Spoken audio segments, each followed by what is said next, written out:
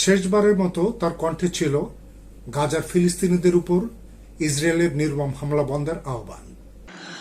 Di leggere il messaggio. Sono vicino alle sofferenze dei cristiani in Palestina e in Israele. মারা যাবার মাত্র কয়েক ঘন্টা আগে অসুস্থ শরীর নিয়ে স্টার সানডে উপলক্ষে দেওয়া ভাষণে মানবতার পক্ষে কথা বলেছেন ক্যাথলিক খ্রিস্টানদের এই সর্বোচ্চ ধর্মগুরু পোপ ফ্রান্সিস।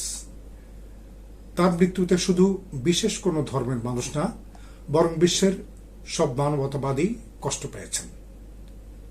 পোপ ফ্রান্সিসকে নিয়ে আলোচনায় সবাইকে স্বাগত জানাচ্ছি। আমি আবু তাহির মুস্তাকিম। ইসরায়েল গাজা যুদ্ধ শুরুর প্রথম দিকেই ফ্রান্সিস তাৎক্ষণিক যুদ্ধবিরতির আহ্বান জানিয়ে বলেছিলেন, দয়া করে আক্রমণ এবং অস্ত্র পাঠানো বন্ধ করুন। যুদ্ধ কেবল নিরপরাধ মানুষের মৃত্যু এবং দুর্ভোগের কারণ হচ্ছে। ইসরায়েলের হাতে নিহত ফিলিস্তিনিদের আত্মীয়দের সাথে দেখা করে পোপ মন্তব্য করেছিলেন, এটা আর যুদ্ধ নয়, এটা সন্ত্রাসবাদ হয়ে উঠেছে। পোপরা সাধারণত বিশ্বব্যাপী সংঘাতে পক্ষ নেওয়ার ব্যাপারে সতর্ক থাকেন, কিন্তু ফিলিস্তিন প্রসঙ্গে ফ্রান্সিস তার অবস্থান প্রকাশে কখনো পিছপা হননি।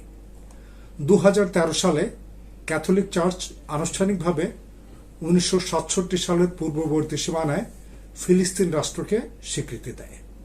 A new treaty to officially recognize the state of Palestine. Now, the treaty follows a 2012 decision by the UN General Assembly to recognize a Palestinian state. রাজনীতিকদের মতের বিরুদ্ধে যে যুক্তরাষ্ট্র ও ইউরোপে অভিবাসন প্রার্থীদের প্রবেশের পক্ষে ছিলেন তিনি।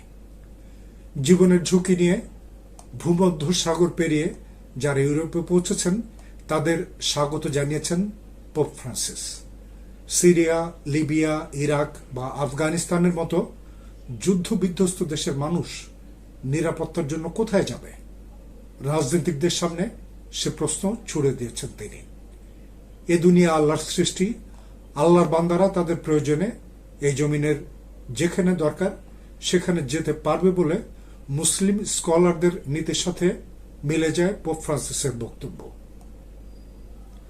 ফ্রান্সের চার্লি হেবদো পত্রিকায় আল্লাহ রসুল মোহাম্মদ সাল্লাল্লাহু আলাইহি ওয়াসাল্লামকে নিয়ে কার্টুন ছাপা হলে তা নিয়ে তুলকালাম কাণ্ড ঘটে যায়। বাদ প্রতিবাদে অস্থির হয়ে ওঠে বিশ্ব।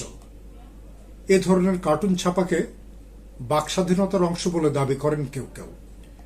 বিতর্কের সে আগুন না নিভতেই নতুন করে একই কার্টুন ছাপে পত্রিকাটি। আবার শুরু হয় তুমুল বিক্ষোভ। সে সময় পোপ ফ্রান্সিস বিতর্কিত পত্রিকাটির কাছে জানতে চেয়েছিলেন, বাক স্বাধীনতার সীমা কতটুকু? পোপ ফ্রান্সিসের বাংলাদেশ সফরকালে তাকে ব্যাপক সম্মান জানানো হয়। তার সে সফরের মধ্যে একটি বার্তা ছিল যা প্রায় সব গণমাধ্যম তুলে ধরতে ব্যর্থ হয়েছিল। ফ্রান্সিসের মতো একই বার্তা নিয়ে এর আগে চিলি গিয়েছিলেন সে সময়কার পোপ জন পল। হামলা, গুম, খুনের জন্য কুখ্যাত চিলির নির্মম এক নায়ক অগাস্তো পিনোশেকে বোঝাবার জন্য গিয়েছিলেন তিনি। জন পলের পরামর্শে নির্বাচন দিয়ে ক্ষমতা ছাড়েন পিনোশে। তবে এ নিয়ে সমালোচনার মুখে পড়েছিলেন পোপ জন পল। ক্যাথলিক চার্চ বা ভ্যাটিকান কেন্দ্রিক রাজনীতিতে যে ভুল বা জটিলতা নেই তা কিন্তু নয়। এ নিয়ে ফ্রেডরিক মার্টেলের লেখা in the closet of the Vatican, power, homosexuality, hypocrisy বইয়ে বিস্তারিত লেখা হয়েছে। ক্যাথলিক চার্চের ক্ষমতার অপব্যবহার, অর্থতস্রুপ, সমকামিতা ইত্যাদি নিয়ে লেখা এ বইয়ের ব্যাপারে প্রশ্ন করা হলে ফ্রান্সিস কোনো অপরাধ অস্বীকার করেননি। বরং ক্রুক্স পত্রিকাকে তিনি জানিয়েছিলেন, এসব অপরাধ নির্মূল করার চেষ্টা করা হচ্ছে। কত বড় সাহসী স্বীকারোক্তি ধারণা করা যায়?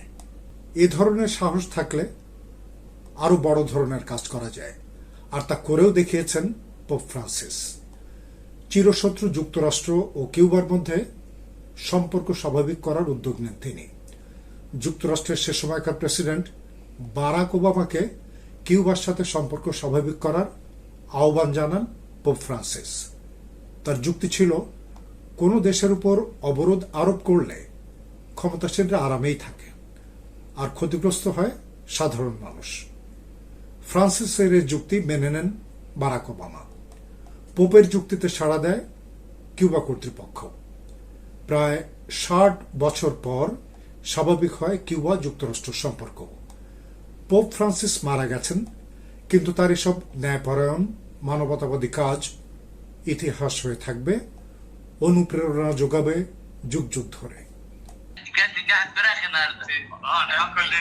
সালাম আলাইকুম।